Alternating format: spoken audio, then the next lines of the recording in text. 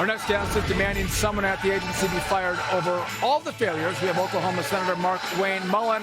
He's going to join us right now. We're working on his audio. Trying to bring him in. Mark, can you hear me?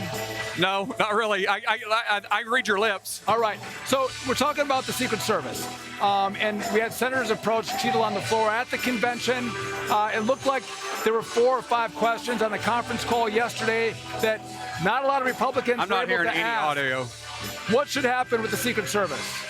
You know, I'm not hearing any audio. So if you're talking about the Secret Service, I think I'm trying to read your lips here. You know, Sean, there's been a complete failure here breaking down. I used to do this kind of work. This is, I mean, I did advanced work. We used to set up the perimeters, and there's no excuse. When you identify a building, like the Secret Service said, they identified a building that was a point of interest 150 yards from the stage, and it was outside the original perimeter. There's no excuse for not having enough personnel. That doesn't work. They also identified the shooter at 509 as a point of interest. Now get this, at 509, they identified him with a backpack and a rangefinder. Okay. A rangefinder. A rangefinder. Yeah. They specifically said a rangefinder. Now, they didn't make contact with them. At least they didn't tell us they made contact with them.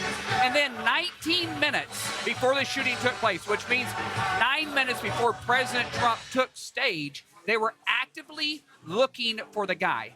They couldn't find him. They still allowed President Trump to take the stage 9 minutes later after actively looking for him, and then 10 minutes into his speech was 19 minutes, the first shots were fired. Should Cheadle be fired? Well, you know, here's what I don't know what she knew. So every one of these jobs, if you want to call it, has an AIC, agent in charge. The agent in charge is responsible for everything. So you can't say that Kimberly knew the situation. But regardless, she's the head of the host. Yeah. Yes. She's the head of the Secret Service. There must have been systemic issues inside the Secret Service for them not to be able to actually have someone on the team that was capable of securing the place, right? If they can't secure it, then don't have the event. And they didn't have it secured properly. Obviously, they didn't have it secured. No, they didn't have it secured. Okay. Senator Markwayne Mullin, it's been a fantastic convention. You've been part of it. A great voice. I know we're having a hard time with your audio. It's so loud. You're having a hard time hearing me. I want to. Luckily, I can read lips a little bit. I'm staring at you like I'm in love with you. I'm really not. I'm intensely trying to read your lips. And I'm yelling at you. But listen, thank you for being with me. I appreciate it. Yeah. Go ahead. No, I was going to say, I was going back and forth and I didn't get to read your lips on that. But you know the most exciting thing that I've seen today? I know President Trump is going to speak. I was doing an interview earlier and Kid Rock came to stage, man, and started doing a pre-mic test.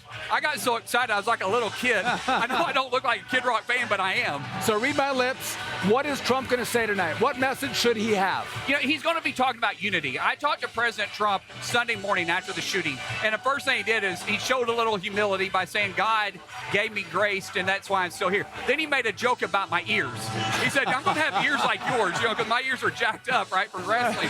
And I thought it was humorous, but he said, you know, I've decided we're going to make a change. I've tore my speech up. And I haven't pre-read it. I didn't get to pre-read his speech, but I know he's going to be talking about unity. We saw that the message the whole night. We saw Don Jr. do a little bit about that yesterday, saying that Republicans are the party for everyone. If you're disenfranchised where you're at, we want to include everybody in our party. I believe tonight you're going to hear President Trump say that same thing.